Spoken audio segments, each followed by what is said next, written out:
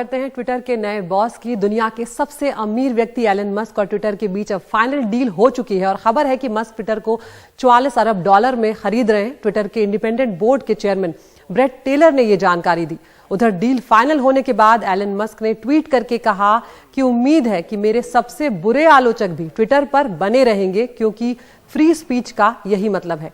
Musk ने बयान जारी करके कहा है कि डेमोक्रेसी के लिए फ्री स्पीच की आवश्यकता है।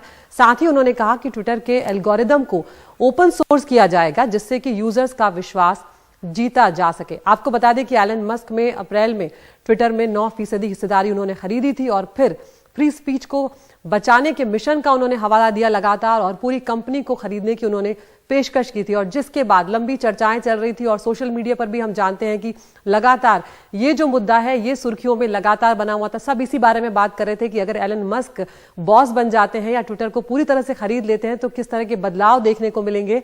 और आखिरकार इस पेशकश के बाद मस्क की लंबी चर्चा हुई और ट्विटर इंक और मस्क के बीच ये डील फाइनल हो गई। और इस सौदे के तय होने के बाद एलन मस्क का जो बयान आया, उन्होंने जो पहला ट्वीट किया वो आपको दिखाते हैं उन्होंने क्या कुछ कहा। उसमें उन्होंने मस्क ने कहा है कि फ्री स्पीच एक कार्यशील लोकतंत्र का आधार है और ट्विटर डिजिटल टाउन स्क्वायर की तरह है, जहां मानवता महत्वपूर्ण मामलों पर बहस होती है।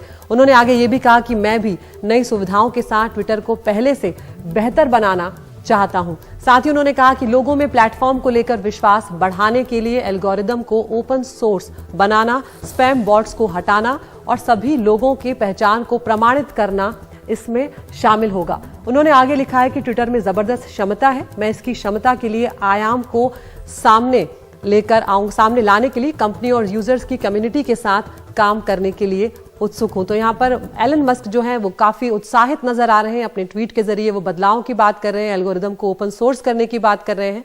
तो नए मालिक एलन मस्क ने एक और जो ट्वीट किया, उन्होंने जो पहला ट्वीट था उसमें उन्होंने लिखा था कि उम्मीद है कि मेरे सबसे बुरे आलोचक भी ट्विटर पर बने रहेंगे, क्योंकि फ्री स्पीच का यही मतलब होता है। तो ट्विटर के नए बॉस अब ये बनने जा रहे हैं। किस तरह के बदलाव होंगे, क्या क्या होगा, उसके बारे में आपको हम छोटी सी जानकारी देते हैं कि ट्विटर को 44 अरब डॉलर में एलन मस्क जो है वो खरीदने जा रहे हैं। मस्क ने अप्रैल में ट्विटर में 9% की जो हिस्सेदारी है वो खरीदी थी और इस खबर ने भी काफी सुर्खियां बटोरी थी कि अब ट्विटर पर किस तरह के बदलाव जो हैं वो आने जा रहे हैं। मस्क ने फ्री स्पीच को संरक्षित करने के मिशन की बात कही थी और उसके बाद उन्होंने अप्रैल में ही जब ये 9% हिस्सेदारी खरीदी थी, उसके बाद एलन मस्क ने पूरी हिस्सेदारी जो है वो खरीदने की बात की थी और फ्री स्पीच को संरक्षित करने का जो मिशन है उसका हवाला उन्होंने दिया था।